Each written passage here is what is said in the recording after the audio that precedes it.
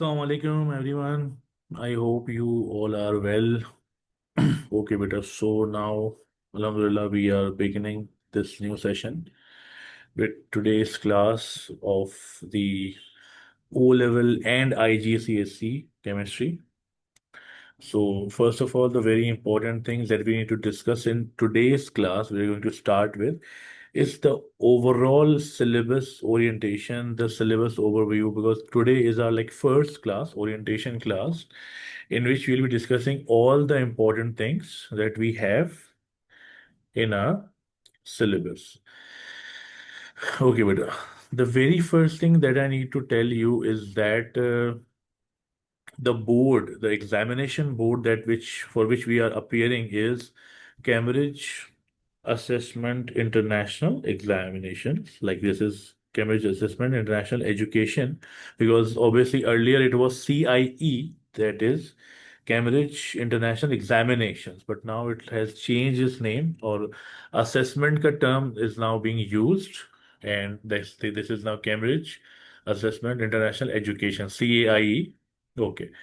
After this, what you need to understand is at the certification level, आपको ये समझना है बेटा that there is the first basic level which is called the certification level, and that is your like 10th grade study, 10 years of education, which is certainly known as the certification level. So at the certification level, we have two different types over here, classifications over here. One is the GCE, Cambridge O level, and the syllabus code for that is 5070. ठीक है बेटा. And apart from this, the other syllabus that I have over here, which I have also included in our discussion, is very important to discuss both of these things. वो है बेटा हमारा Cambridge IGCSE chemistry 0620. So what is like difference between these two? Cambridge IGCSE बेटा है Cambridge International Journal Certificate of Secondary Education, and the syllabus code is 0620. And for O level, like this is not different from O level, as obviously the students think this is very much different or something very new from it. But that is not the case, because obviously my group is for both the students of the IGCSEs and the O levels. As the next thing which I'll be showing you over here is the whole syllabus, that the content is same. So the other one is Cambridge O level, that is called GCE, General Certificate of Education. दोनों में certificate का नाम आ रहा है, certification level है, that means this is your basic level 10 years of education. Then you do A levels, then you go for the bachelor's of the 16 years of education and all that. So over here, these syllabus codes are only there to distinguish between these two, कि O level जो है आपका उसका code है 5070, the GCE, and the IGCSE 0620. And what are basically some more things into it? Now we'll move on towards that. The very first thing I need to tell you about the syllabus is, well, that they update the syllabus very much. ठीक है बेटा. Updation जो है बेटा syllabus की बहुत ज्यादा होती है हमारे पास, और जो कि बहुत अच्छी चीज है, because you know in some of the things, some of the boards, उनको सालों तक पता ही नहीं होता है वो क्या करवा रहे हैं, कौन सी बुक्स फॉलो करवा रहे हैं. Over here this is like designated कि हर 3 साल में सिलेबस चेंज होगा. Sometimes this even happens for once, like like 1 year setup. कभी होता है कोई ऐसा चेंज उन्होंने शो करना है बीच में से, तो अलग से उस ईयर के लिए लाइक वो निकाल देते हैं. But generally this is for 3 years. तो जो बिल्कुल लास्ट था उससे इसमें कोई ऐसा चेंजेस नहीं है in both of these syllabus. Last one was 2023 to 2025, जिसमें 2023 में, 2024 में, 2025 में अपियर होने वाले बच्चे जो है उस सिलेबस को फॉलो कर रहे थे. Now as the students which are studying with me, they are going to appear probably in 2026, or if they are like 9th grade students, they are going to appear in 2027, maybe in 2028. तो वो सब students क्या follow करेंगे बेटा? ये वाला syllabus. This is the latest syllabus, यानी कि यही साल से लेटेस्ट सिलेबस आया है अभी वाला हमारा. And this is also something very important कि हर दफा जब सिलेबस चेंज होता है तो बहुत ज्यादा मेजर चेंजेस उसमें होना जरूरी नहीं होते हैं, but they do update these files ताकि एक आइडिया हो कि अपडेशन हो रही है वहां पर, ठीक है। And this is the same case for the IGCSE 0620. You can see 2026, 2027, 2028, the latest syllabus. This is the file that we have. Okay, after this, when we are going to move towards the next thing, I can slide it down a bit and move on to the very important thing over here, that is your syllabus overview।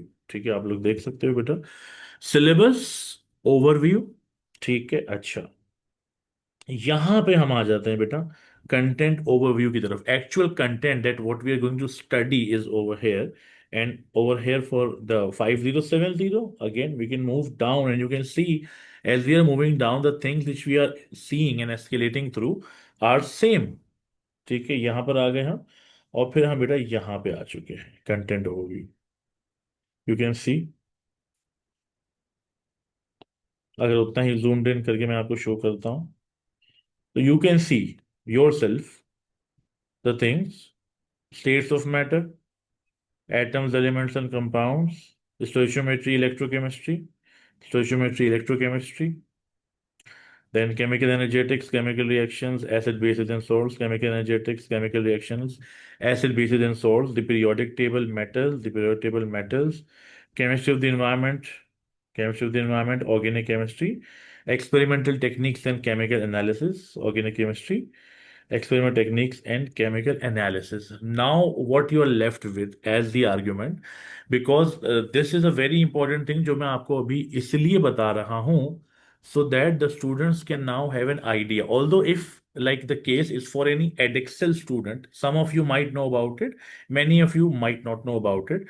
edexcel is something very much different. There are so many confusions regarding these things. तो ये सबसे पहला जो मेरा काम है बेटा आप लोगों को, not only about the subject, before that I need to tell you about the board and the things that are going on. So edexcel is something which is a very different board in UK, and that has no relevance to what we are doing right now. But over here in Cambridge, सबसे important बात जो बेटा आपको जाननी यहाँ पर बहुत ज्यादा जरूरी है, वो ये है कि for the IGCSE students 0620 and for the 5070 students, आपके सामने मैंने दिखा दिया है आपको that the topics are same. Only the difference is where when we are talking about the exam pattern, the exam papers, and not like the things that are being asked. Because I see, but if the content is same, the type of questions, the explanations, the things that are going to ask you, वो तो same होंगी। Only the paper pattern is different, यानी कि अगर कोई चीज को यहाँ पे हम पेपर 1 कह रहे हैं तो वहां पे उससे पेपर 4 कह रहे हैं। This is some kind of difference which we only see. या फिर इस पेपर की time limit, for example I can tell you कि जो एमसीक्यूज होते हैं बेटा, एमसीक्यूज के लिए IGCSE स्टूडेंट्स को 40 मार्क्स के लिए 45 मिनट्स का टाइम मिलता है, जबकि ओ लेवल स्टूडेंट्स को 1 आवर का टाइम मिलता है। This is something which we can obviously differentiate. And IGCSE students के पास दो चीजें होती हैं, that is extended and core, which you might know. So extended is something which is a regular thing which every other student is doing in IGCSE. But there is another option of core in IGCSE that is for the students who are slightly weak, जो कि थोड़े से week हैं, तो उन्हें हम core का option दे देते हैं कि ये कोर थोड़ा सा कंपैरेटिवली इजी होता है। दो अलग अलग यहाँ पर सेट्स होते हैं जिसके बारे में we'll further study, but that is not something very much important. The most important thing I need to tell you over here that are classes are for the IGCSE students and for the GC O level students, because the whatever we are going to study is same for all of you। तो ये सबसे पहली चीज जो कि मुझे आपको clear करनी थी, जो कि हमने यहाँ पर डिस्कस कर ली है, the very first thing. Okay, now we obviously will be going on and moving on towards the next few things which are very important to be discussed in today's class. But before moving forward, obviously I have been saying all the things for a while. I just at least need confirmations from all of you that whatever I've said throughout up till now, are you guys getting all that things in your mind? You just need to use your mic You can say yeah you're getting it or something if you want to say or you want to ask, या फिर आप अपना chat option use कर सकते हो. Just tell me that everything is being cleared, everything is understood, you are getting the things, acknowledging the things. And if you have any issues बेटा, you have to be very clear about it. आपको कुछ भी problem है आपने मुझसे पूछना है लाजमी. You can ask with your mic, with your chat. कुछ भी है बेटा, please. Abdullah Jawad, Fatima Faraz, Mohammad Rayan Siddiqui, Sara Shiraz, Aisha Hassan, and this is Nusrat's A50. I think this is name not changed. So all of you which are there in the class, please tell me. Yeah, this is a good option. आप जो है thumb का emoji भी use कर सकते हो. Yes, like this, जिससे मुझे confirm हो जाता है directly. ठीक है कि you are getting the things. So let me see the chat box if someone wants to ask something. Everything is clear. Sara Shiraz is saying okay. And I need answers from all बेटा. बस at least इतना है कि आपको समझ आ रहा है. If you're there in the class with me, तो प्लीज अपना माइक या सर अपना एक क्वेश्चन चैट था। इस्तेमाल करो. Okay Abdullah, I got it. What you're saying? Sir एक क्वेश्चन था मेरा। यस यस बेटा अब्दुल्ला. सर आपने भी बोला था ना कि ये जो 05, लाइक दो फाइव दफा जीरो आपने लिखा सेवन है zero zero five seven zero 5070, और जो दूसरा वाला था सर हम्म वो 9 10 लाइक सर इसमें लाइक IGCSE और लेवल्स में आता है। लाइक ठीक है, आपने कहा था सर कि वो पेपर के लाइक पैटर्न के थोड़े से चेंजेस होंगे बीच में। हम्म लाइक कंटेंट्स तो सेम है ना सबके टॉपिक्स हम्म. वगैरह। तो सर जो पैटर्न चेंज हो रहे हैं वो लाइक इस साल से आगे वाले लाइक स्टूडेंट्स के लिए हो रहे हैं, या जो पहले से ले रहे हैं उनके लिए लाइक नहीं हो रहे? नहीं नहीं बेटा, पैटर्न जो पेपर पैटर्न है वो तो पहले से ही डिफरेंट है. The paper pattern is different in a way जिसको अभी हम डिस्कस करेंगे लेटर ऑन. तो वो तो आप उसके बारे में बिल्कुल टेंशन नहीं लो. नाउ लाइक अप टिल जो हमने डिस्कस किया है वो बातें क्लियर है आपको, ये मुझे सिर्फ आप गाइड कर दो, जी सर, बता क्लियर दो. है। क्लियर है ना? Now will discuss about that also ना. एंड जो सिलेबस की बात मैं कर रहा हूँ बेटा, आप सबने इस बात को इंपॉर्टेंटली समझना है. सिलेबस की जो मैं बात कर रहा हूँ, this is actually I am trying to say कि हर 3 साल से Cambridge, this is all Cambridge which we are talking about ना. The CAI IGCSE, this is also Cambridge, this is CAI, and this is also CAI O levels. ठीक है. So this is all Cambridge. तो Cambridge क्या करता है, हर 3 साल से अपना सिलेबस जनरली चेंज करता है. और कभी कोई ऐसी इमीडिएट अपडेट होती है तो वो एक पर्टिकुलर टर्म के लिए अलग से भी उसको इशू कर देता है अपने सिलेबस को अलग से. जैसे कि हमारा जो लास्ट सिलेबस था दैट वाज 2023 टू 2025, यानी कि 2023, 2024 और 2025 के बच्चों ने जो एग्जाम्स दिए हैं वो उससे उस सिलेबस से पढ़ा था. और उस सिलेबस में काफी मेजर अपडेट्स आए थे that we are obviously going to talk about later on. We have just started initiated all the things. तो we have a lot of things to talk about later on. So यहां तक I am getting these vibes की आप लोगों को चीजें clear हो रही है. Now moving on towards the content even further in depth. तो यहां पर जो नेक्स्ट चीज हमारे पास आ जाती है बेटा, that is your paper pattern. Okay. Paper pattern को तो हम अभी खैर लेटर डिस्कस करते हैं. Now we have to move towards this syllabus breakup which I have made. You can see this is my own file and this is a syllabus breakup which I have made for all of you. Because अगर आप गौर से देखो यहां पर आपको क्या दिख रहा है, only 12 chapters. So you are very much calm and relaxed at the moment. 12 chapters हैं बस, ऐसा नहीं है भाई. I have to be very sure and I have to be very clear about this that you are not going to study 12 chapters. ये एक chapter ऐसा है जिसको हम एक सेक्शन की तरह से ले सकते हैं, not all of them but a few of them which contains more chapters inside which are hidden over here. तो उसके लिए I have made this special file for all of you जो कि IGCSE students and O level 5070 students दोनों के लिए valid है. Each and everything that we have over here and this is very important, जो कि अभी हम डिस्कस करने जा रहे हैं Abdullah. After this we are going to discuss about the whole paper pattern and stuff regarding the exam. Okay. So सबसे पहले बेटा हमारे पास आ जाता है सिलेबस कंटेंट. अब सिलेबस कंटेंट में बेटा आप सबने ये चीज गौर से समझनी है, सुननी है अभी, कि बेटा सिलेबस कंटेंट में first of all you have 3 types of chemistry. ठीक है. पहली जो होती है बेटा that is called physical chemistry. ठीक है. दूसरी वाली को हम कहते हैं बेटा inorganic chemistry. You can see over here, next heading, inorganic chemistry. And the third one is called the organic chemistry. And we'll obviously be discussing further about it. Acha. So if we are moving on with the syllabus content and studying physical chemistry at the moment, discussing physical chemistry at the moment, तो बेटा physical chemistry सबसे पहले है क्या, इसको आपने समझना है। जितनी भी चीजें हम लेटर ऑन पढ़ेंगे topic by topic, sub topic by sub topic, मेरी कोशिश होती है that we have to be in very much depth for each and everything. ठीक है। और उसके लिए ये जरूरी है कि हम बेसिक से बेसिक बात को डिस्कस करें। So first of all I need tell you कि जब भी हम कोई नया टर्म सुनते हैं ना, मोस्टली ऐसा होता है बेटा कि उस टर्म में the meaning is hidden, and sometimes this is not the case. But for example, if I'm talking about physical chemistry, तो फिजिकल केमिस्ट्री का मतलब है कि ये वो केमिस्ट्री का सेक्शन है जिसमें फिजिक्स एंड केमिस्ट्री आपस में को रिलेटेड है, लिंक्ड अप हुए हैं। ठीक है बेटा। और आप चैप्टर्स को देखो, अगर कंटेंट्स को देखो, तो आपको भी ये चीज और फर्दर क्लियर होगी। कैसे? द वेरी फर्स्ट चैप्टर बेटा is over here, states of matter. And also I would like to tell you all कि अब तक आप सब में से जितने लोगों ने भी जितनी केमिस्ट्री अब तक पढ़ी है, या एज साइंस भी उसको अगर पढ़ा है, तो जो भी कंटेंट्स आपने देखे होंगे majorly they are going to be from physical chemistry, जो कि सबसे ज्यादा इंपॉर्टेंट पार्ट है। और ये क्लियर करने के बाद ही you can move on to the other things.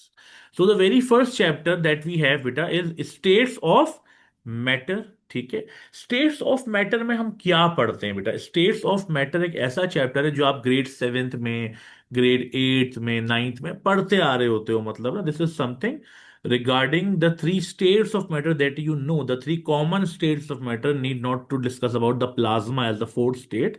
So solid, liquid and gases। अब ये इतना ज्यादा माइंड में बार बार घूमता रहता है ना कि ये चैप्टर से इंटरेस्ट में भी शायद हट जाता है। ये बचपन से पढ़ते आ रहे हैं। साइंस के अंदर you know you have chemistry, physics and mathematics, bio, तो उसमें मतलब जो साइंस के अंदर, मैथमेटिक्स तो इज डिफरेंट, साइंस के अंदर you have came, physics, bio, तो उसमें भी आप उसको जब पढ़ते हो केमिस्ट्री वाला सेक्शन, तो you go through states of matter, solid, liquid, gas. और इवन ये एक ऐसा चैप्टर है जो फिजिक्स से कनेक्टेड है। Again so I am talking about physical chemistry, physics chemistry का जो मेल है, जो उनका आपस में एक कनेक्शन है, सॉलिड, लिक्विड, गैसेस। अच्छा, इस चैप्टर को जब हम हमारा टॉपिक स्टार्ट भी करते हैं ना आगे later on in our classes, तो we do not start with states of matter, we even do not discuss much about elements, compounds and mixture, which is the second chapter.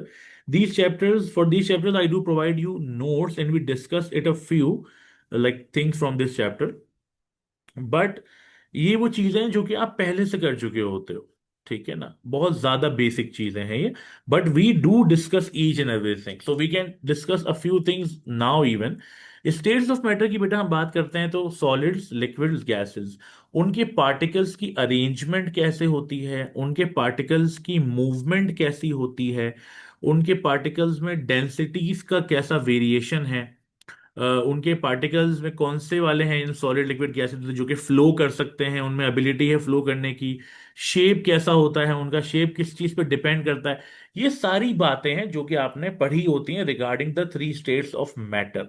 After this, in this chapter we have the discussion of like a few things which is like melting and boiling. If we discuss particularly solid substance जो होता है बेटा, उसको जब आप melt करते हो, heat करते हो, एक सर्टेन टेम्परेचर पे जाके वो मेल्ट हो जाता है, पिघल जाता है। ठीक है। So that is called melting. And एक फिक्स टेम्परेचर होता है जिसपे वो चीज सॉलिड से कंप्लीटली लिक्विड में कन्वर्ट हो जाती है, तो वो कहलाता है आपका melting point. A fixed temperature, a fixed point at which a solid completely converts into a liquid, that is melting point। ठीक है बेटा। एंड एक ऐसा फिक्स पॉइंट जिस पे लिक्विड कंप्लीटली कन्वर्ट हो जाता है गैस के अंदर, एक फिक्स टेम्परेचर, उसे कहते हैं बॉइलिंग पॉइंट। ठीक है। अच्छा, छोटी सी बात मैं आपसे और करूंगा रिगार्डिंग दिस इम्प्योरिटीज। एक बात बताना चाहूंगा इसके थ्रू। इम्प्योरिटीज क्या होती हैं बेटा? अगर आपको लगता है इम्प्योरिटीज का मतलब कुछ खराब है, कुछ गंदा हो गया है, तो I need to tell you the actual difference between these two terms, the impurity and the contamination. मतलब कहीं ना कहीं ये सेम भी कहलाए जा सकते हैं इन सम ऑफ द केसेस। पानी में अगर आप जो है सैंड ऐड कर देते हो, डर्ट ऐड कर देते हो, तो उससे क्या होता है, उससे वो पानी गंदा हो जाता है। अच्छा, वो पानी इम्प्योर भी हो गया, and eight the same time वो पानी जो है आपका कंटेमिनेटेड भी हो गया, गंदा भी हो गया, और उसमें मिलावट भी हो गई एक चीज की। ठीक है, तो ये पानी आप बिल्कुल भी नहीं पी सकते जब तक आप उसमें से वो मट्टी को पूरी तरीके से निकाल ना दो। ठीक है, फिल्टर ना कर दो। ओके, सॉल्ट आपने ऐड कर दिया पानी में, सॉल्ट ऐड कर दिया, सॉल्ट डिजोल्व हो गया, शुगर ऐड कर दी, शुगर डिजोल्व हो गई। तो ये डिजोल्व इम्प्योरिटीज हैं, जो इम्प्योरिटी डिजोल्व हो सके। Impurity is always not same as the contamination in like most of the cases. क्योंकि अगर आपने शुगर या सॉल्ट ऐड करा, उसके अंदर मिक्स किया उसको, तो वो जो चीज बन रही है दैट इज इम्प्योरिटी, मतलब उसमें इम्प्योरिटी आ गई है, तो वो मिलावट हो गई है। तो वो पानी आप पी भी सकते हो, लेकिन इम्प्योरिटी से होता क्या है, why am discussing about this at the moment. Impurity से बेटा क्या होता है कि एक सब्सटेंस जो होता है उसके, सॉलिड अगर वो है तो उसके मेल्टिंग पॉइंट पे, और अगर वो लिक्विड है तो उसके बॉइलिंग पॉइंट पे असर होता है। सॉलिड सब्सटेंसेस के लिए बेटा ऐसा होता है कि इम्प्योरिटीज डालने से उनका मेल्टिंग पॉइंट डिक्रीज हो जाता है। मैं आपको एक एग्जांपल देता हूं। जो कोल्ड रीजन्स होते हैं, ठंडे रीजन्स होते हैं, ठंडे इलाके होते हैं जहां बर्फ पड़ी होती है और जमा हो जाती है, जम जाती है, वहां पे for example, for instance, temperature 0 degree या उससे आगे नहीं जा रहा। You know that the melting point of ice is 0। Zero के बाद मतलब जीरो पे पहुंच के वो कंप्लीटली लिक्विड में कन्वर्ट हो जाएगा। ठंडा होगा, बस पानी बन जाएगा ना, लिक्विड बन जाएगा, मेल्ट होके आइस पूरी मेल्ट हो जाएगी। जीरो पर पहुंच ही नहीं रहा, आप क्या करोगे, उसमें सॉल्ट ऐड कर देते हो। ये होता है एक फिनोमेना। सॉल्ट ऐड करने से बेटा क्या होता है, सॉल्ट ऐड कर लेने से उसके अंदर as an impurity the salt acts over here, and due to that उसका जो मेल्टिंग पॉइंट है उसे डिक्रीज कर देता है, यानी कि -5, -7, -8, इस टेम्परेचर के ऊपर उसे मेल्ट करवा देता है अपने पॉइंट से पहले, जिसकी वजह से वो बर्फ जल्दी पिघल जाती है और रोड्स क्लियर हो जाते हैं। ये उसका एक एप्लीकेशन है। और अगर फॉर एग्जाम्पल आप पानी के अंदर नमक डाल देते हो और उससे आप बॉईल करते हो, तो पानी 100 डिग्री पे बॉईल नहीं होगा, उससे ऊपर जाके बॉईल होगा। क्यों होगा ऐसा? बिकॉज जो इम्प्योरिटीज होती हैं वो लिक्विड्स के लिए उनका बॉइलिंग पॉइंट इंक्रीज कर देते हैं एक्चुअल वैल्यू से, और सॉलिड्स के लिए उनका मेल्टिंग पॉइंट डिक्रीज कर देते हैं अपने एक्चुअल वैल्यू से। ठीक है बेटा। अच्छा, after this the very last thing that we normally discuss in this chapter of states of matter is diffusion. ठीक है, मेरे इर्द गिर्द यहाँ पर कोई परफ्यूम पड़ा हुआ, हाँ ये रहा, आई हैव दिस, बट थोड़ा सा दूर है मुझसे।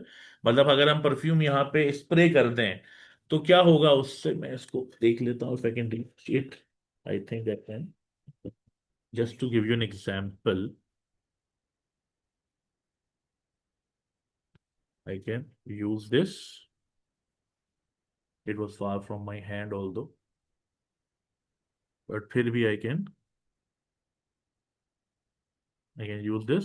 अभी तो खैर आपकी तरफ नहीं पहुंचेगी because we are in online class, but क्या है कि इस कमरे में ये स्प्रेड हो जाएगी, and this is due to the phenomena of diffusion. Diffusion को अगर क्विक वर्ड्स में हम एक्सप्लेन करते हैं ना बेटा, क्योंकि it is not the case that every time for explaining something और टेलिंग समवन आपको उसकी डेफिनेशन पूरी पूरी याद होनी जरूरी नहीं है, और डेफिनेशंस को याद करना भी नहीं है। This is another point. If I ask you a definition, sometimes what happens, the student forgets it. Why is the student forgetting it?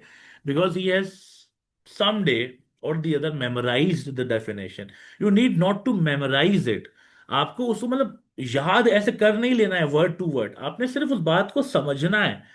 वो लोग समझते हैं ओन वर्ड्स में लिख देंगे, कुछ नहीं होगा। आप जब लिखने जाओगे आप ओन वर्ड्स की भी जरूरत नहीं पड़ेगी, वही वर्ड्स आप अपने आप लिख दोगे। You just need to have the concept.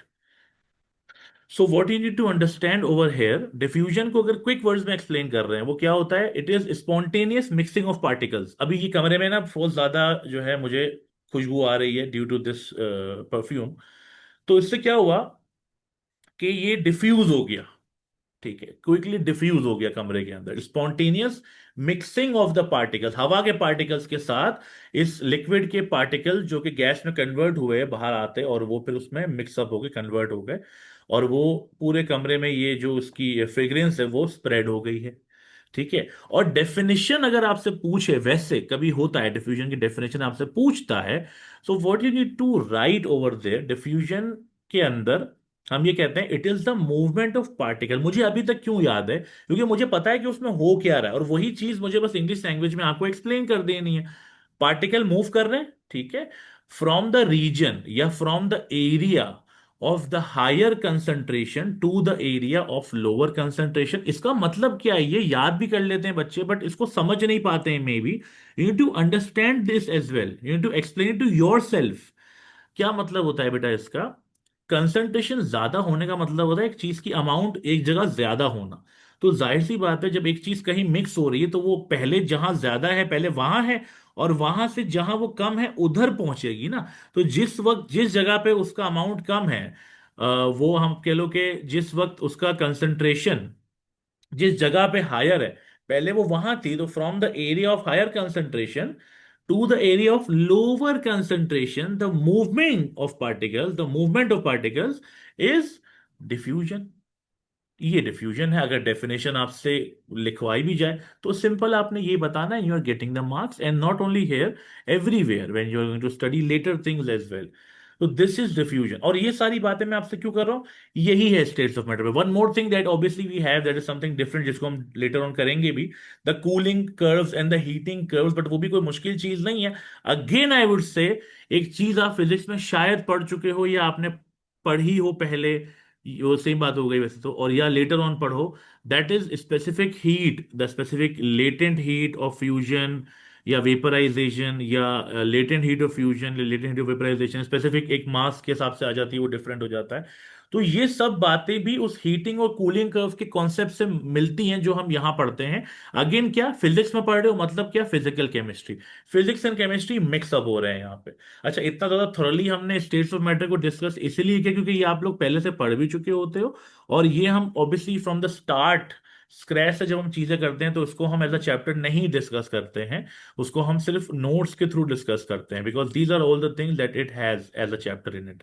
After this एक और बड़ी छोटी सी आसान सी चीज की तरफ हम आ जाते हैं बेटा, that is called elements, compounds and mixtures. Elements, compounds and mixtures के अंदर क्या होता है बेटा, after doing the states of matter, we have elements, compounds and mixtures. Elements, compounds and mixtures में जनरली हम एक एक छोटे छोटे टर्म को ब्रेक डाउन करके उसको अलग से समझते हैं। अच्छा, इफ आई आस्क यू, आप लोगों ने प्लीज इसका आंसर देना है मुझे, वाटर जो है बेटा, वाटर, वाटर एक मॉलिक्यूल है या एक कंपाउंड है? Please I need your answers. Okay, Fatma Faraz is here with her answer that she is saying it is a compound. Water is a compound. ठीक है, and Ryan is saying it's a molecule.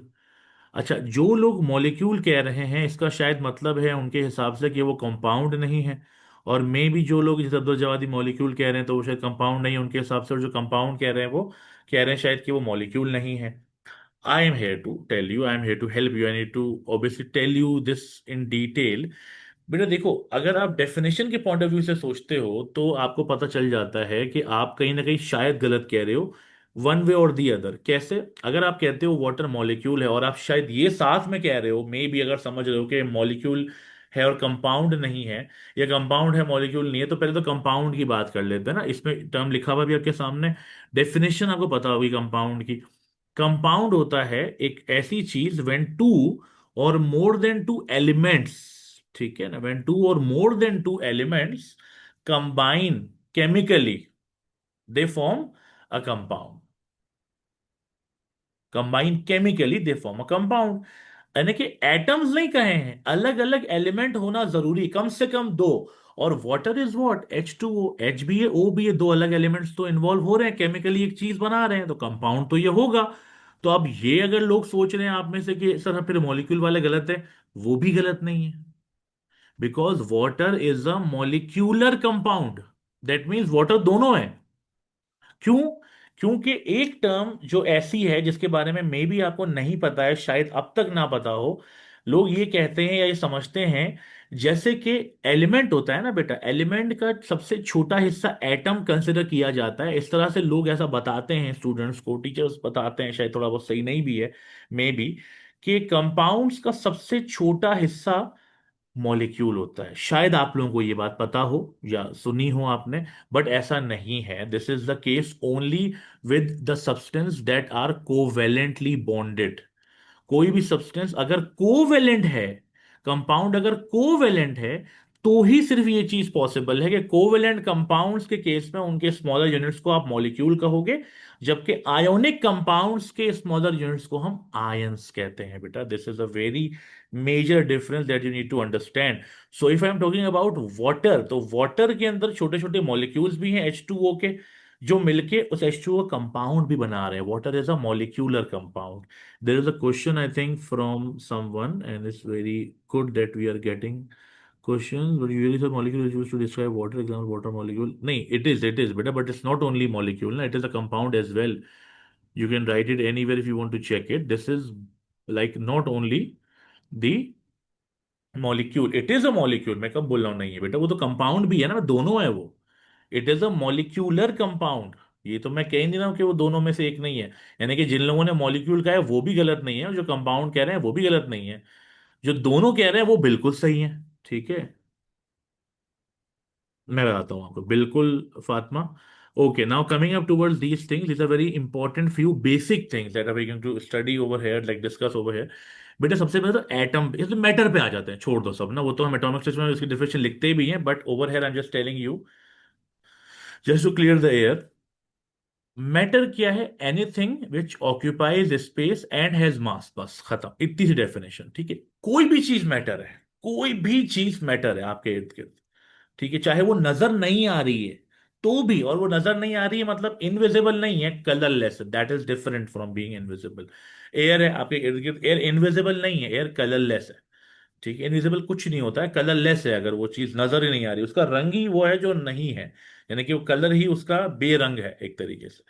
सो कोई भी चीज आपके इर्द गिर्द है वो मैटर है। मैटर के फिर अंदर जब हम आ जाते हैं तो वो सॉलिड लिक्विड गैस हो गया। ठीक है, अच्छा, 118 एलिमेंट्स हैं जो आज तक हमें डिस्कवर हो चुके हैं, हमारे सामने हमें पता चल चुके हैं।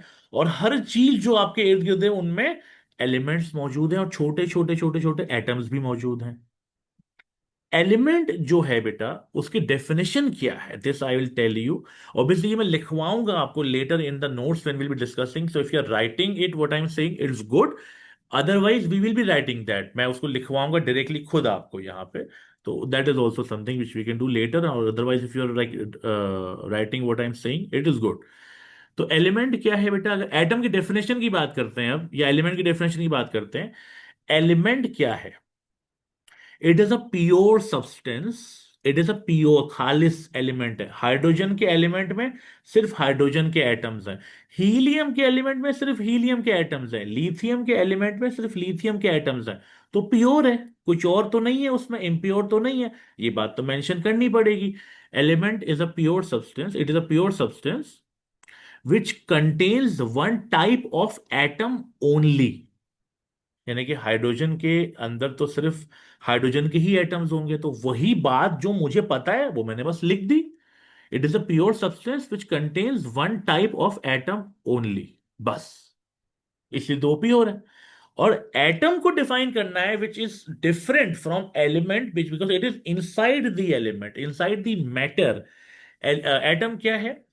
It is the smallest particle, सबसे छोटा particle, it is the smallest particle which can not be further divided, या it is the smallest particle in an element या of matter which can not be further divided, या which is indivisible. Indivisible का मतलब ही English में होता है कि divide नहीं हो सकता फर्दर।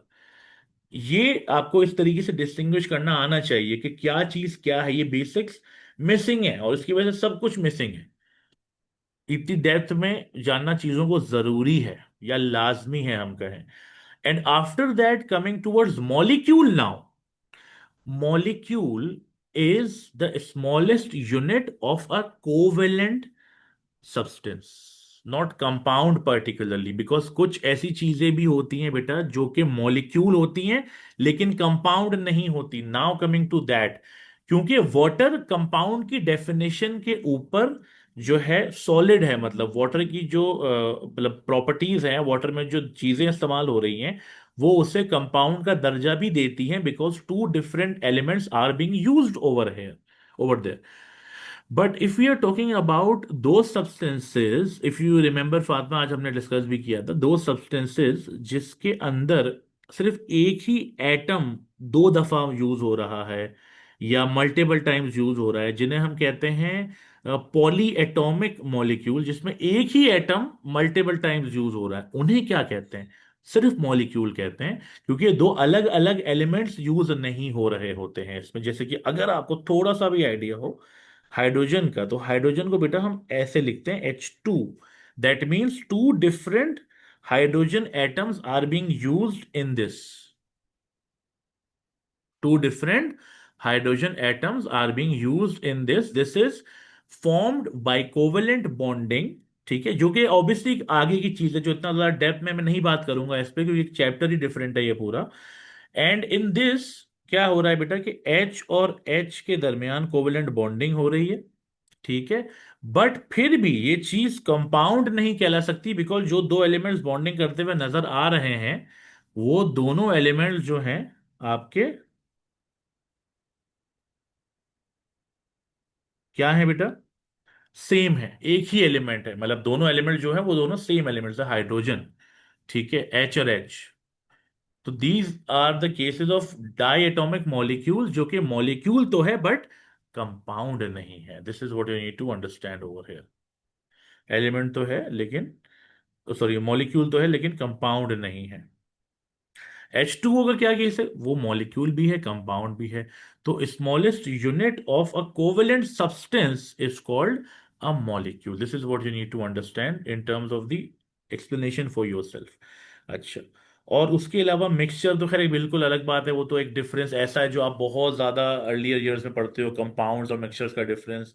कंपाउंड्स में दो चीजें, दो एलिमेंट्स पर्टिकुलरली हम लिखते हैं, दो एलिमेंट्स जो है कंबाइन होते हैं केमिकली, दो या दो ज्यादा। और मिक्सचर्स में हम एलिमेंट्स ना लिखें तो भी चलता है, उसमें लिख सकते हैं हम when to substances combine chemically, combine physically, they form a mixture. ठीक है, टू या मोर देन टू। और उसके अलावा ये होता है कंपाउंड में जो प्रोपोर्शन होता है चीजों का वो फिक्स होता है, मिक्सचर्स में फिक्स होना जरूरी नहीं है। और ऐसी बहुत सारी बातें। और कंपाउंड में एक न्यू सब्सटेंस फॉर्म होता है, जैसे कि Na अलग चीज है, Cl अलग चीज है, but what is being formed NaCl, जो कि एक बिल्कुल अलग चीज है, a very new substance with a new set of properties. Mixture में ऐसा कुछ नहीं है। मट्टी वाला पानी है तो उसमें क्या बन रहा है? मट्टी वाला पानी ही बन रहा है, मट्टी और पानी से तो उसमें कुछ अलग तो हो ही नहीं रहा। तो these are the slight differences that we study in this chapter. We have enough of this obviously for the first two chapters being discussed. Now we will be only like overviewing the things that we have in our whole syllabus content। जैसे कि मैंने बताया बेटा आपको कि physical chemistry में वो chapters आप देख रहे हो जिनके अंदर आप फिजिक्स और केमिस्ट्री का आपस में एक कोलैबोरेशन देखते हो, एक लिंक होते हुए देखते हो इन दोनों को। ठीक है, तो हमारे पास बेटा बात ये आ जाती है कि states of matter, elements, compounds and mixtures के बाद आपके पास एटॉमिक स्ट्रक्चर है। That is the very next chapter. Atomic structure is something which you might have gone through, but that is something जिससे हम हमारे कंटेंट को स्टार्ट करेंगे in our next class, like from our next class. तो atomic structure में हम बात करते हैं वही मैटर की, एलिमेंट की, एटम की, फिर सब atomic particles, protons, electrons, neutrons, and further उसमें जो भी इसका डिस्कशन है, बहुत वाइटल डिस्कशन है, वो हम करते हैं।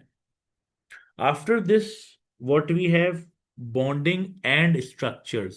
बॉन्डिंग एंड स्ट्रक्चर्स, इवन देखो एटॉमिक स्ट्रक्चर भी वो चीज है जो फिजिक्स में भी डिस्कस किया जाता है, एक पूरी टाइप ऑफ फिजिक्स होती है जिसे एटॉमिक फिजिक्स कहा जाता है। तो again what we are dealing with physical chemistry. Next is bonding and structures. Bonding and structures भी वो चीज है जो कि कहीं ना कहीं फिजिक्स से को रिलेट कर रही है थोड़ी बहुत। This is also a part of physical chemistry. Chemical formula and equations we can say chemistry अलग से इसमें आती है, थोड़ा बहुत इसमें मैथमेटिक्स भी आ जाता है, कैलकुलेशंस भी आ जाती हैं।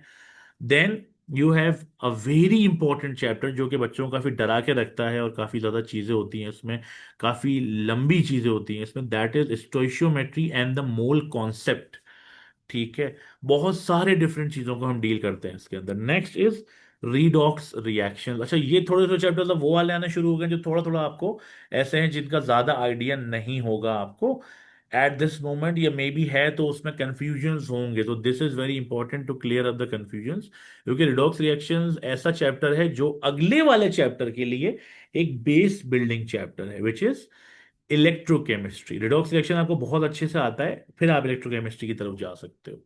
Even in some text books we see electrochemistry being studied first and redox coming later on. I'm not getting the logic behind that. ठीक है, सो इलेक्ट्रोकेमिस्ट्री, अब आप यहां तक देख रहे हो ना, तो states of matter, elements, compounds, stoichiometry, electrochemistry, सिर्फ 4 चैप्टर्स आपको नजर आ रहे हैं, जबकि आप यहां देख रहे हो मेरे ब्रेकअप में, तो आप अभी तक 8वें चैप्टर पे पहुंच चुके हो जब आप इलेक्ट्रोकेमिस्ट्री पे हो। That means this is something which I have made for all of you, जिसमें आपको पर्टिकुलरली जो एक चैप्टर के अंदर एक सब चैप्टर भी है ना, जिसकी अपनी एक डिफरेंट वर्ड्स है, अपनी एक डिफरेंट स्टडी है, काफी डेप्थ है उसकी, काफी डिटेल ओरिएंटेड है, वो भी हम अलग से यहाँ पर एज अ चैप्टर उसे पढ़ के डिस्कस करेंगे प्रॉपरली। प्रॉपरली, अच्छा। After this we have chemical energetics. यहाँ पर भी उसे अलग से पूरा एक नाम की इंपॉर्टेंस दी हुई है, काफी इंपॉर्टेंट चैप्टर होता है हमारा chemical energetics. Next we have reaction kinetics. Chemical energetics क्या है, ये भी आप देख रहे हो क्या, इलेक्ट्रोकेमिस्ट्री, इलेक्ट्रिसिटी भी आ गया, एनर्जी भी आ गया, वही बात हो रही है फिजिक्स और केमिस्ट्री का, यहाँ पे डिस्कशन हो रहा है, कोरिलेट हो रहे हैं एक दूसरे के साथ। ठीक है, एनर्जेटिक्स में हम एनर्जीज की बात करते हैं कि हमारा जो दो सेट ऑफ रिएक्शंस होते हैं, endothermic reactions and exothermic reactions. तो खैर ये तो खाली मैं को एक बेसिक इसका आइडिया दे रहा हूँ, इनके बारे में हम पढ़ेंगे। एंडोथर्मिक रिएक्शंस वो होते हैं, कुछ ऐसे रिएक्शंस होते हैं जिनके अंदर हीट एनर्जी रिक्वायर्ड होती है, उनमें एब्जॉर्ब होने की एक अवेलेबिलिटी होती है हीट की, तो वो तरह के रिएक्शंस होते हैं एंडोथर्मिक। और कुछ रिएक्शंस जिनमें से हीट रिलीज होती है बाहर की तरफ, वो होते हैं हमारे एक्सोथर्मिक रिएक्शंस। ठीक है, तो इनके बारे में फर्दर डिटेलिंग्स एंड डेप्थ है। Next we have reaction kinetics, that over here is just chemical reaction, जिसमें दोनों ही हमारे कवर हो रहे हैं यहाँ पे, रिएक्शन काइनेटिक्स और chemical equilibrium. After this and last we have acid bases and salts formation, जो कि आपको यहाँ पर एसिड बेसिस सॉल्ट्स के नाम से मिल रहा है। तो अगर आप यहाँ भी देख रहे हो बेटा, तो you can C that out of the 12 chapters, 7 chapters, the major chapters are in physical chemistry। यानी कि 3 सेक्शन बने हुए हैं। एक तो चलो ऑर्गेनिक तो पूरा एक सेक्शन ही बना दिया, चैप्टर ही बना दी, जो कि बहुत नाइंसाफी है, इसमें बहुत सारी चीजें हैं। बट अगर आप देखो, ये है आपका इनऑर्गेनिक, ये ऑर्गेनिक तो खैर बहुत ज्यादा है ऑल दो अपनी जगह, ये एटीपी ओरिएंटेड मटेरियल है, और ये सब फिजिकल है, ये फिजिकल है। दैट मीन्स हमने इसीलिए इसको chapter by chapter break down किया, तो we are getting 12 separate chapters over है। ठीक है, 12 सेपरेट चैप्टर्स ओवर है। यहां पर भी इवन हमारे पास इनऑर्गेनिक केमिस्ट्री की तरफ अगर हम चलते हैं, तो what do we have, the 5th chapter is nitrogen and sulphur, जो कि कनेक्टेड होता है हमारा वैसे इक्विलिब्रियम से, हमारे 11 चैप्टर से। रिवर्सिबल रिएक्शंस, ऑल्दो उसमें एक अलग सेक्शन होता है इनऑर्गेनिक वाला, बट कुछ पार्ट इसका केमिकल इक्विलिब्रियम से कनेक्टेड होता है। So the next thing after physical chemistry, the next classification that we do is inorganic chemistry. Inorganic chemistry का मतलब ये जानना बहुत जरूरी है, और ये शायद थोड़ा सा कुछ ऐसा है जो टर्म से आपको नहीं समझ में आए। Inorganic chemistry is actually fact based chemistry. इसमें हम वो कंटेंट्स को डिस्कस करते हैं जिनमें यू हैव टू मेमोराइज, थोड़ा सा प्रॉब्लम है इसमें, मेमोराइज करना पड़ेगा, ज्यादा कुछ लर्निंग करनी पड़ेगी। ठीक है ना, कुछ मतलब मेमोराइज लिटरली करना पड़ेगा, चीजों को याद करना पड़ेगा, वैल्यूज को, कलर्स को, ट्रेंड्स को, प्रॉपर्टीज को, ये सब इस पार्ट में आ जाता है। तो ये हमारा फैक्ट बेस्ड केमिस्ट्री कहलाता है, related to the contents of the periodic table. We have one question over here, or some discussion over here from the student Fatima. Freezing and melting graphs in states of matter. Have you taught that in physical class? नहीं नहीं बेटा, we haven't discussed that. We should only discuss about the online class here, and but we haven't done it over there. Like I'll be giving notes for that to those students as well. Okay. So moving on to the inorganic chemistry, we have like quickly, we can see there are like five things over here, five chapters over here. Periodic table, इसके बारे में कुछ information I believe आपको होगी। Metals एक ऐसी चीज है जिसको पहले थोड़ा सा बताया जाता है, कुछ ग्रेड 7, 8, 9 स्टूडेंट्स को थोड़ा सा इसका आइडिया होता है that mostly what we have over here is the properties of metals, physical properties, chemical properties, non-metals, all these things. Extraction of metals is basically a chapter in which we have to memorize a lot, and this chapter exclusively deals about the metal extraction methods. ठीक है, कि कैसे अलग अलग metals को अर्थ के अंदर, जो जिन जगहों पे वो अवेलेबल है उनके ओर के अंदर, वहां से कैसे एक्सट्रैक्ट आउट करके निकाला जाता है। Next is chemistry of the environment. ठीक है, जो कि बहुत ही ज्यादा ऐसा चैप्टर है, काफी रिलेट करते हो आप इस चीजों से जो हम पढ़ते हैं in chemistry of the environment. And then connected to it is the nitrogen and sulphur. तो केमिस्ट्री ऑफ द इन्वायरमेंट में like we discuss about the percentage of contents in air. ठीक है ना, कॉम्पोजिशन ऑफ एयर होता है ना, जैसे कि 78% उसमें नाइट्रोजन है, 21% ऑक्सीजन है, और रिमेनिंग 1% में डिफरेंट गैसेज है। उसमें नोबल गैसेज में मेनली आर्गन गैस है, और उसके अलावा बहुत लेस परसेंटेज कार्बन डाइऑक्साइड है, वाटर वेपर्स हैं, डिपेंडिंग रीजन टू रीजन। तो ये हो गया। फिर एयर कैसे गंदी हो रही है, एयर पोल्यूशन क्या है, उसे कैसे रोका जा सकता है, एसिड रेन क्या है, ये सारी चीजें हम पढ़ते हैं in chemistry of the environment. And then nitrogen and sulphur, as I told you earlier, कि वो कनेक्टेड है थोड़ा सा केमिकल इक्विलिब्रियम के साथ। And apart from that, nitrogen and sulphur हमारा जो है थोड़ा सा कुछ नेचुरल चीजें जो हमारी एनवायरनमेंट के अंदर है उससे रिलेटेड कुछ बातें हम करते हैं, कि नाइट्रोजन का क्या यूज है, फर्टिलाइजर्स में यूज हो रहा है और किन चीजों में यूज हो रहा है, सल्फर के क्या यूजेस हैं, या सल्फर नाइट्रोजन के कंपाउंड्स के क्या यूजेस हैं। ये सारी बातें हम मोस्टली वही वाली बातें मेमोराइज करते हैं in inorganic chemistry. Then you have organic chemistry. इसके बारे में ज्यादा डिस्कस हम नहीं कर सकते, क्योंकि इसमें कोई भी ऐसी चीज नहीं है जो आप अभी तक थोड़ा बहुत भी जानते होते हो ऑर्गेनिक केमिस्ट्री के अंदर। और अगर आप जानते हो भी अभी तक तो थोड़ा सा वो सही नहीं है, बिकॉज ये हम जनरली इसको हमारे अपेयरिंग ईयर के साथ ही करते हैं ऑर्गेनिक केमिस्ट्री को। We have petroleum and fuels, we have formulae, functional groups and terminology, alkanes and alkenes, alcohols and carboxylic acid, polymers. छोटा सा बता सकता हूँ आपको इसके बारे में, that when we are talking about petroleum and fuels, तो पेट्रोलियम क्या होता है बेटा, this is not petrol, you need not to confuse it with petrol. Petrol is gasoline, that is different.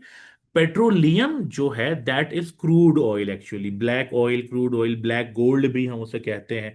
ठीक है ना, क्योंकि जिन एरियाज में ये है, मिडल ईस्ट में, यूएस में, रशिया में, वहां तो मतलब वो भाई मतलब बहुत ही अच्छी जिंदगी गुजार रहे हैं due to this thing, due to oil reserves ना।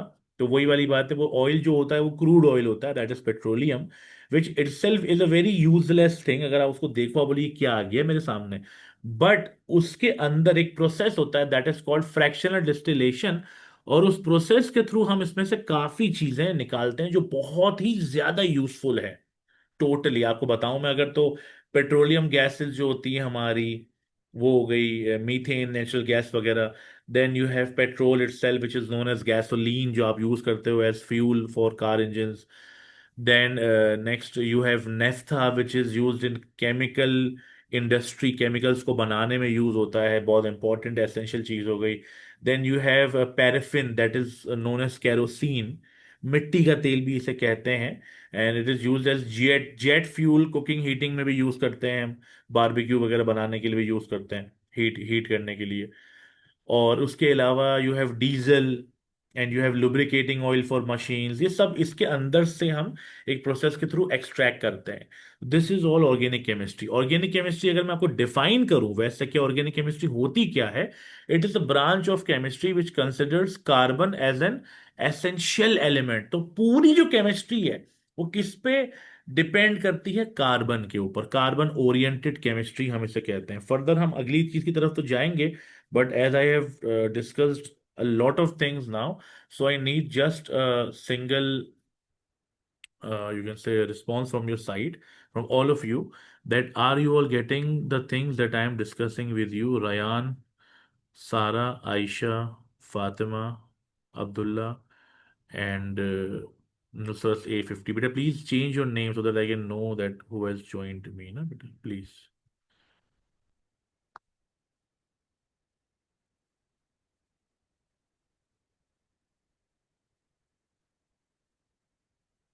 Beta, in our paper, I need to tell you, if you're talking about the whole syllabus, तो थ्योरी के एग्जाम में there is sometimes this kind of unfair behaviour from the examiners, that कभी कभार organic बहुत ज्यादा आ जाती है, but बहुत ज्यादा तो वो अपने एक लेवल से ज्यादा नहीं आ सकती है. समवॉट वी कैन से 20 to 25% of the paper is organic chemistry. Most of it is physical chemistry, and in the same way, according to the amount of content, the most important one is physical, then somewhat inorganic and somewhat organic. But organic is itself a very different thing, जो खुद अपनी एक importance रखती है, काफी एक different चीज है. So this is like also very much important. You have to understand this and you have to consider this very much important. Next we have over here is after these all things, जो कि ये classification में तो आ ही रहे हैं, but ऐसा नहीं है कि ये जो चीजें हम यहाँ पढ़ रहे हैं उस क्लासिफिकेशन में नहीं आ रही है. But this is a whole syllabus which is the ATP syllabus, alternative to practical. Why alternative to practical? Because जो ATP है आपका, वो हमें करना पड़ता है, बिकॉज प्रैक्टिकल्स जो हैं वो सर्टिफिकेशन लेवल पे नहीं परफॉर्म किए जाते हैं, जो कि आपका IGCSE में एक डिफरेंट पेपर होता है, पेपर 5, एंड यहाँ पर GC O लेवल्स में होता है पेपर 3. तो उसका ऑल्टरनेटिव जो है IGCSE में, that is paper 6, and that is compulsory for the core and you can say the extended students, कि उन दोनों को वही देना पड़ता है. And for the O levels you have paper 4 as the ATP. तो इसके सिलेबस पे जल्दी से बात कर लेते हैं. Experimental chemistry, obviously lab oriented thing. Separation and purification, stoichiometry in the mole concept और acid base titration. ये दो बहुत ही वाइटल टॉपिक्स, सब अपनी जगह हैं, बट ये वो चीजें हैं जो आप देख रहे हो हमने ऊपर भी ऑलरेडी डिस्कस करी हुई है. तो ये एक सेट. इलेक्ट्रोकेमिस्ट्री अगेन वही चीज जो आपने पहले से देखी हुई है. एनर्जेटिक्स भी again something that you have already seen. Kinetics something you have already seen. Formation of salts is something different. Identification of ions and gases, metals, seen a few times in the recent syllabus change. So I have included that also in the ATP syllabus from now onwards. कि ये हमारे इस updated syllabus का part बिल्कुल समझा जाएगा. ये 10 chapters आपके ऐसे हैं जो आपके उस ATP पेपर का एक बहुत ही इंपॉर्टेंट और वाइटल पार्ट है अपनी जगह.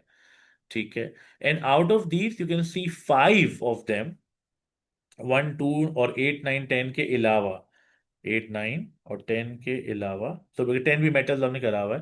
तो 1, 2, 8 और 9, सिर्फ ये 4 जो हैं आपके ऐसे चैप्टर्स हैं जो कि आपने यहां पर डायरेक्टली पढ़ना है in ATP. Although the other ones in terms of the content वो सारी चीजें वही है जो आप अपने सिलेबस के साथ यहाँ पर फिजिकल और इनऑर्गेनिक में उनको देखते हो और डिस्कस करते हो. ऑर्गेनिक से जनरली हमारे पास, मोस्टली हमारे पास कोई टॉपिक ATP के अंदर नहीं पूछा जाता, अनलेस के it depends on something which you already have regularly being studying in the organic chemistry syllabus.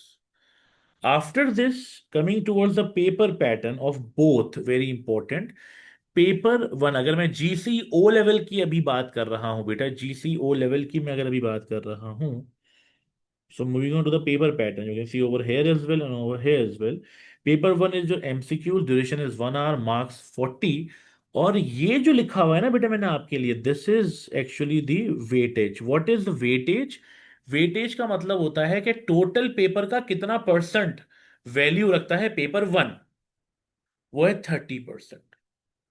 Paper 2 theory, इसके बारे में मैं आपको बहुत इंपॉर्टेंट बात बताना चाहूंगा बेटा. सिलेबस चेंज जब हुआ 2023 में, before this this paper was of 75 mark और वो होता था 1 hour 30 minutes का. But now it is of 1 hour 45 minutes, and this is of 80 marks and it contains 50% of the whole weightage of the whole chemistry exam. Paper 2 जो है, component 2 जो है, वो 50% वेटेज अपने अंदर रखता है. इसकी ड्यूरेशन 15 मिनट बढ़ा दी गई. पहले बेटा ये होता था 75 मार्क्स का, जब इन्होंने चेंज किया वो ये करा कि बायोलॉजी का जो सब्जेक्ट है हमारा उसके पेपर के हिसाब से पूरे पैटर्न में चेंज कर दिया कि सब चीजों को बायो पे ले आओ, यानी फिजिक्स को भी पूरा बायो वाले पैटर्न पे ले आओ और केमिस्ट्री को भी पूरा बायो वाले पैटर्न पे ले आओ। This is something that they did and it is now like beneficial I believe, क्योंकि पहले आपका पेपर टू थ्योरी 75 मार्क का था, 50% वेटेज ही होती थी, और ये आपका 1 आवर 30 मिनट्स का था। सेक्शन ए जो है वो करना पड़ता था पूरा कंपलसरी, या सेक्शन बी में, सेक्शन बी 30 मार्क्स का होता था बट 40 मार्क्स के सवाल दिए जाते थे, 10 मार्क के 4 सवाल, and you had to do 3 choice. तो उस चॉइस की वजह से कंफ्यूजन क्रिएट होता था, तो इट्स बेटर कि आपको चॉइस हटा दी गई है। अब 80 मार्क का पूरा पेपर है, बना 45 minutes attempt the whole paper. And paper 4, because we don't have paper 3, so paper 4 is your ATP. This is alternative to practical. The duration is 1 hour. और बेटा मैं आपको ये बता दूं, बहुत ज्यादा नाइंसाफी पहले होती थी केमिस्ट्री में हमारे GCO लेवल के इस पेपर में, कि हमारा ATP तो शुरू से है 1 ही घंटे का, 1 आवर का, बट बायो का 40 मार्क्स का होता था, फिजिक्स का 30 मार्क्स का होता था, और केमिस्ट्री का 60 मार्क्स का होता था। तो दिस वॉज अनफेयर। ऑल्दो उसके क्वेश्चंस ऐसे होते थे केमिस्ट्री के, वो 60 मार्क्स में बच्चे कर भी लिया करते थे, बट ऑब्वियसली अनफेयर तो है मार्क्स के हिसाब से ना। तो इन्होंने फिर क्या करा, इसको सबको सेम उस पर ले आए। पेपर 1 सबका पहले से ही सेम था, वो तो एक वाहिद चीज थी जो तीनों में सेम थी। पेपर 2 सबका 80 मार्क्स, 1 आवर 45 मिनट्स, 50% वेटेज। पेपर 4 जो कि 3 नहीं होने की वजह से है, ATP the alternative practical, 1 hour का, 40 मार्क्स का तीनों का, फिजिक्स बायो केमिस्ट्री, और 20% ऑफ द होल वेटेज। सबसे important is paper 2,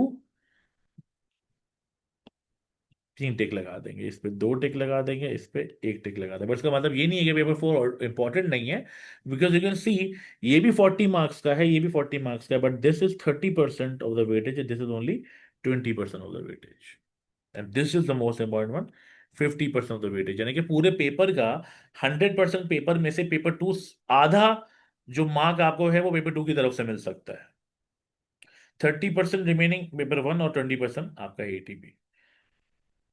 and the same thing you can C over here in your this syllabus, जो कि मैंने आपको भी बताई है, वही चीज़ है बेटा आपके सामने। 30% weightage paper 2, 50% weightage, 80 marks, short answer and structure question, externally assessed, obviously वो तो पता ही है हम सबको, externally assessed.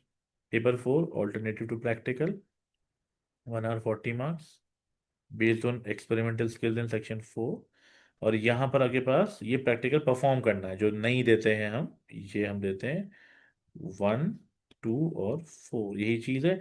And this same thing I can obviously show you for the IGCSE students, there is something someone is asking, need to see that in what paper do we get the period table. बेटा periodic table आपको हर paper में मिलता है, paper 1 में मिलता है, लाजमी है, because we do have to find the things.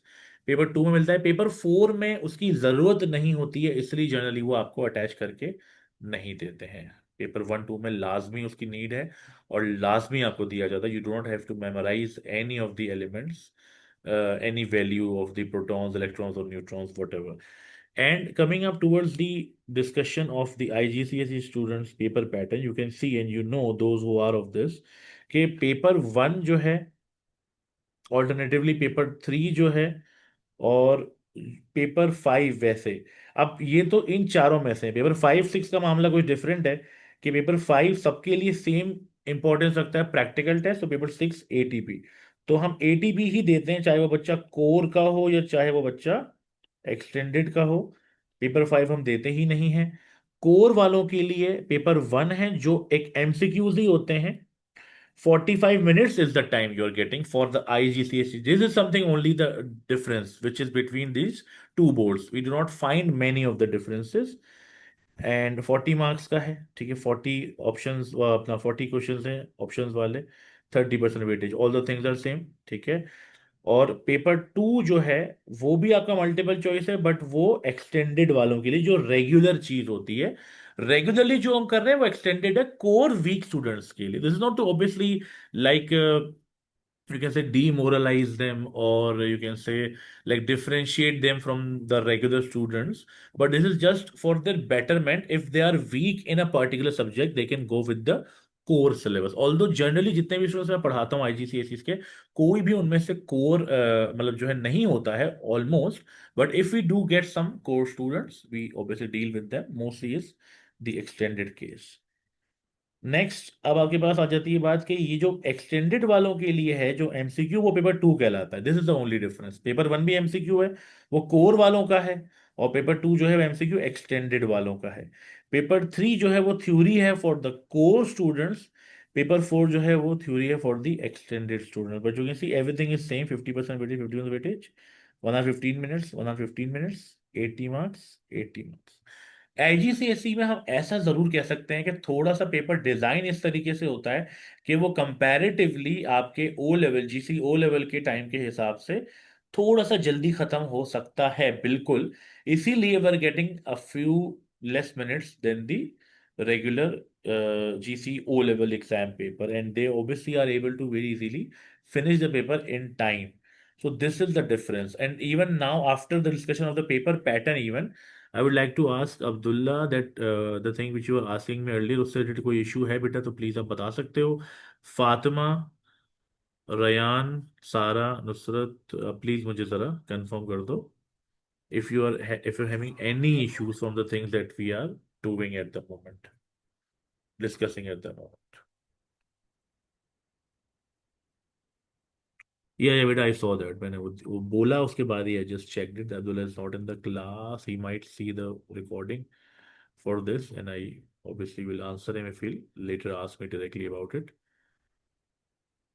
Okay, okay बेटा। नुसरत A50, आप प्लीज मुझे अपना नाम बता दो चैट में, because I am not getting your name over here ना। चैट में आप क्लियर भी बता रहे हो, जैसे मुझे ये भी बता दो। And please try to change the name to your actual name. Oh Ayesha, आप okay, okay, okay. Earlier it was like, I think earlier Ayesha Ehsan के नाम से आपका आईडी शो हुआ था मुझे। I don't know, maybe it's change or something. Okay, okay, it's fine। So, beta, this is like the whole thing that we had to discuss today in our very first class about the whole syllabus, about the classification of it, about the syllabus breakup. This is the syllabus breakup which contains the syllabus content in very much depth.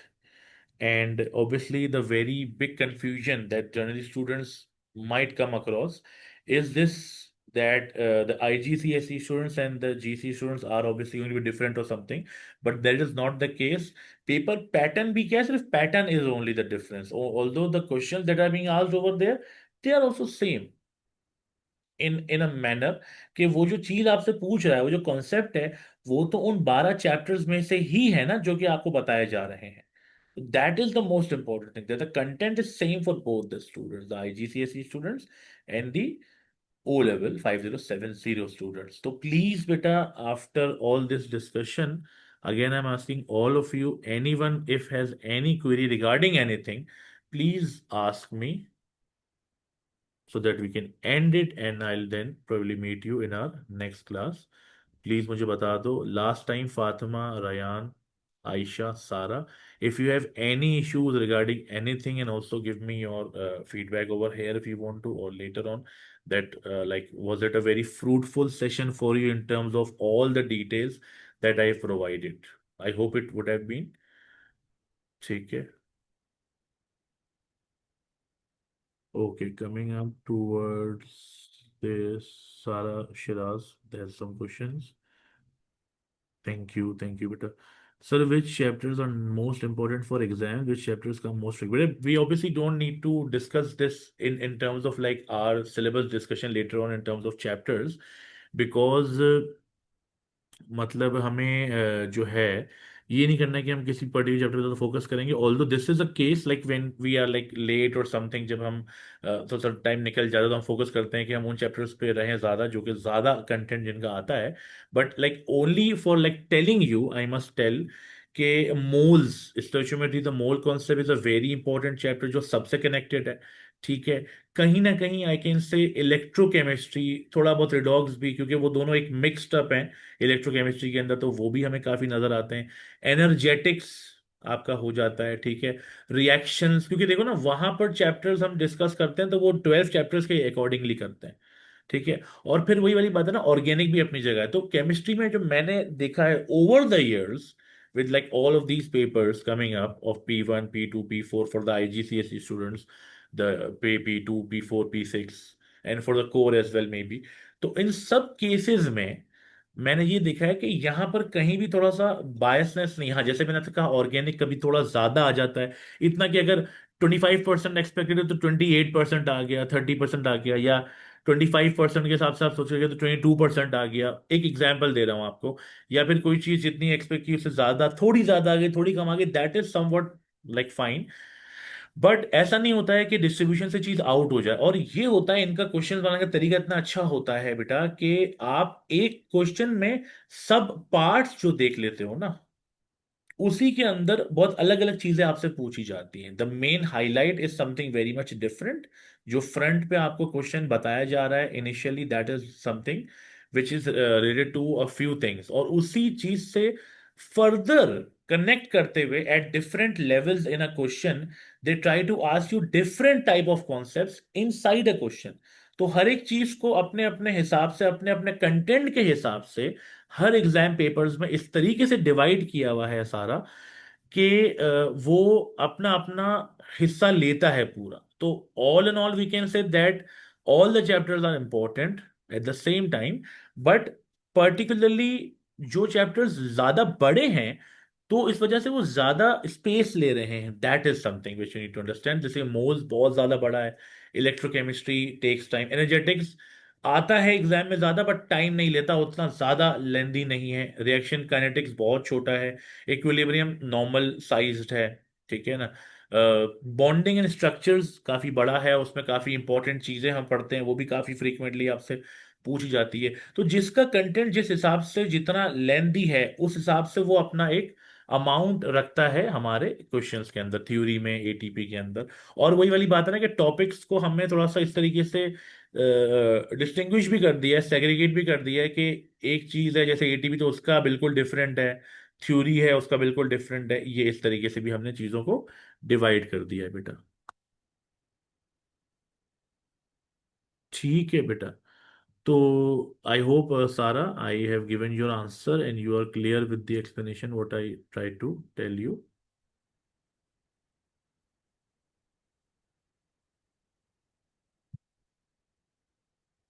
And I hope Fatma, Aisha, Sarah, and Ryan, who are with me in the class up till now, are getting all the things. And I hope recording भी बाकी students देख के हर चीज समझ लें। And if anyone has any issue later on regarding this session, they can obviously reach me out. So I'll meet you in our next class that probably will be on Wednesday at the same time. Today there was site issue. Although I was like I started the meeting, but we start the class at probably 8:15. So next class will be at 8 p.m. PST on Wednesday. And generally, like obviously you can understand the schedule यही है हमारा, Monday, Wednesday, 8 to 9 p.m. PST. So I'll meet you on Wednesday, 8 p.m. PST. Take care everyone. Allah Hafiz.